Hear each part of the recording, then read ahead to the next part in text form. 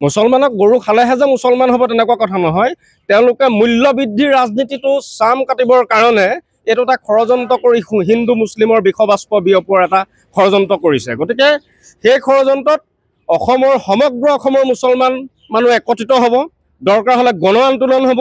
কিন্তু চৰকাৰৰ এই প্ৰস্তাৱ কোনো কাৰণতে আমি মানি নলওঁ। এইটো সদৌ অসম মৰিয়া যুৱ ছাত্ৰ সন্থাৰ তৰফৰ পৰা স্পষ্ট আৰু চিধা কথা। সমগ্ৰ অসমৰ মুছলমান ৰাজপথলৈ ওলাই আহিব, কিন্তু কোনো কাৰণতে এই প্ৰস্তাৱটো মানি লোৱা নহ'ব।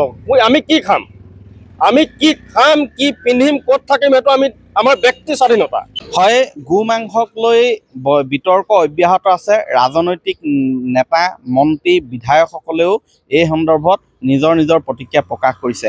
কিন্তু গো মাংস নিষিদ্ধ কৰাৰ লগে লগে অন্যান্য প্ৰান্তৰ লগতে শিৱসাগৰৰ যিবিলাক মুছলিম হোটেল আছিলে, য'ত কেৱল মুছলমান তথা ইছলাম ধৰ্মীয় লোকেই আহাৰ গ্ৰহণ কৰিবলৈ যায়, সেই হোটেলবিলাকত প্ৰভাৱ পৰিছে আৰু হোটেলবিলাক বৰ্তমান আপোনা আপুনি বন্ধ কৰিবলগীয়া পৰিস্থিতি উদ্ভৱ হৈছে।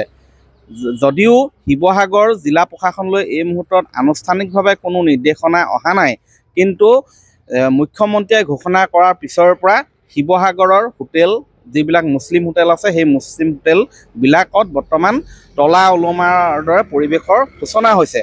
মই দেখুৱাইছোঁ, এইখন হৈছে শিৱসাগৰৰ হোটেল পিকমি, যিখন 1975 চনত ইয়াত প্ৰতিষ্ঠা কৰা হৈছিলে। এই মুছলিম হোটেলখন ইয়াতে ওচৰত আছে এখন আমিনিয়া মুছলিম হোটেল, যিখনৰ বাতৰি আমি ইতিমধ্যে প্ৰচাৰ কৰিছোঁ। ইয়াত যিসকল কৰ্মৰত কৰ্মচাৰী আছে, বহু বছৰৰ পৰা এই হোটেলবিলাকত কৰ্মৰত হৈ আছিলে, সেই কৰ্মচাৰীসকল এতিয়া ক'ত যাব? তেওঁলোকে যি এই হোটেলত কাম কৰি জীৱিকা উপাৰ্জন কৰি আছিলে, পৰিয়াল চলাইছিলে, তেওঁলোকৰ এতিয়া অৱস্থা কি হ'ব, ইয়াক লৈ প্ৰশ্ন উত্থাপন হৈছে। আনকি এইখন হোটেলতো বৰ্তমান লাগিছে হাহাকাৰ। এই প্ৰবাহক লৈ আচলতে এই যি ঘটনা প্ৰবাহ হৈ আছে, এই ক্ষেত্ৰত প্ৰতিক্ৰিয়া প্ৰকাশ কৰিব বিচাৰিছে উজনি অসম থলুৱা মুছলিম পৰিষদ আৰু মৰিয়া ছাত্ৰ সন্থাৰ বিষয়ববীয়াসকলে। মই মৰিয়া ছাত্ৰ সন্থাৰ বিষয়ববীয়াসকলৰ কাষলৈ আহিছোঁ। কি ক'ব?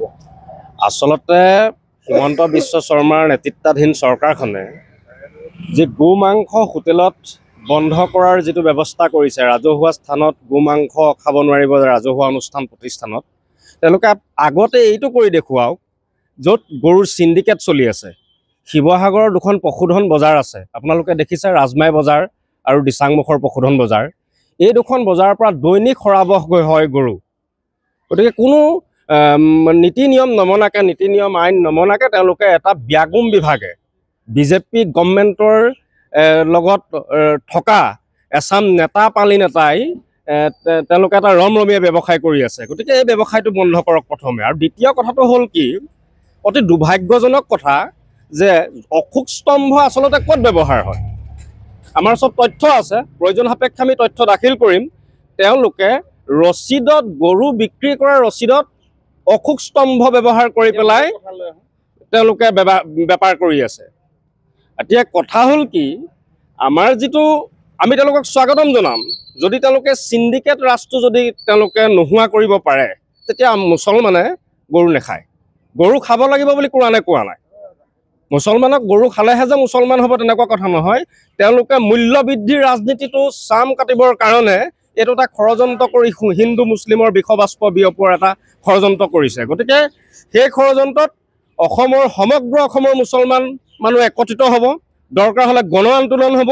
কিন্তু চৰকাৰৰ এই প্ৰস্তাৱ কোনো কাৰণতে আমি মানি নলওঁ। এইটো সদৌ অসম মৰিয়া যুৱ ছাত্ৰ সন্থাৰ তৰফৰ পৰা স্পষ্ট আৰু চিধা কথা। আমি এই যিটো হিমন্ত বিশ্ব শৰ্মাৰ যিটো নেতৃত্বাধীন চৰকাৰখনে প্ৰস্তাৱ দিছে গো মাংস নিষিদ্ধকৰণৰ ওপৰত, গতিকে প্ৰয়োজন সাপেক্ষে গণ আন্দোলন হ'ব। সমগ্ৰ অসমৰ মুছলমান ৰাজপথলৈ ওলাই আহিব, কিন্তু কোনো কাৰণতে এই প্ৰস্তাৱটো মানি লোৱা নহ'ব। আমি কি খাম, কি পিন্ধিম, ক'ত থাকিম, সেইটো আমাৰ ব্যক্তি স্বাধীনতা। চৰকাৰৰ নিৰ্দেশত অন্ততঃ আমি সেইটো কৰিব নোৱাৰোঁ। হয়, কি ক'ব? ইতিমধ্যে আপোনালোকে গম পাইছে, আমাৰ শিৱসাগৰতো যিবিলাক হোটেল ৰেষ্টুৰেণ্ট বন্ধ হৈছে, প্ৰায় 2000 ওপৰৰ যুৱক যুৱতী বা ঘৰ মানে তেনেকুৱা সংসাৰত বিভীষিকা পৰিস্থিতি সৃষ্টি হৈছে। আপোনালোকৰ সংবাদ মাধ্যমে গম পায়, শিৱসাগৰ এটা পৰিয়াল, যিটো পৰিয়ালে এজনী ছোৱালীয়ে, যুৱতীয়ে নিজ ভায়েকক কিডনী দান কৰি এখন সৰু এনেকুৱা হোটেল দি পেলাই তেনেকুৱা ঘৰখন পোহপাল দি আছিলে। তেওঁলোকৰ দায়িত্ব এতিয়া কোনে ল'ব?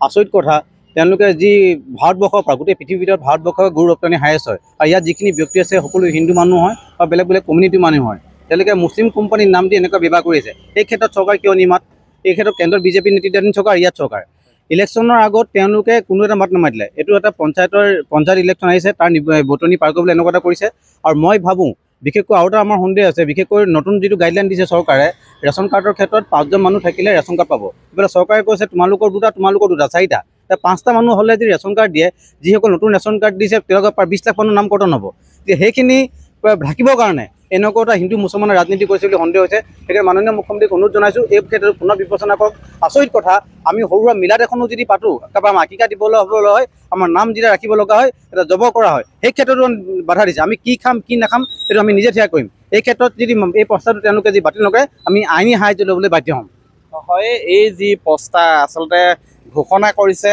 মুখ্যমন্ত্ৰী ডক্টৰ হিমন্ত বিশ্ব শৰ্মাই তেওঁৰ ঘোষণা বাতিল কৰাৰ দাবী জনাইছে এই সংগঠনসমূহে লগতে গো মাংস নিষিদ্ধ কৰাৰ পূৰ্বে প্ৰথম গৰু যি চোৰাং বেহা চলি আছে গৰু চিণ্ডিকেট চলি আছে সেই তাক বন্ধ কৰি দেখুৱাওক বুলি তেওঁলোকে আচলতে এটা দাবী উত্থাপন কৰিছে আৰু যিসকল বৰ্তমান মুছলিম হোটেলত কৰ্মৰত কৰ্মচাৰী আছিলে তেওঁলোকক সংস্থাপনৰো দাবী জনাইছে আপুনি বিচৰা বাতৰি পাব কেৱল নিউজ 18 এপত নিউজ 18 এপ ডাউনলোড কৰিবলৈ স্ক্যান কৰক এই QR কোড গুগল প্লে ষ্টৰতো পাব এই নিউজ 18 এপ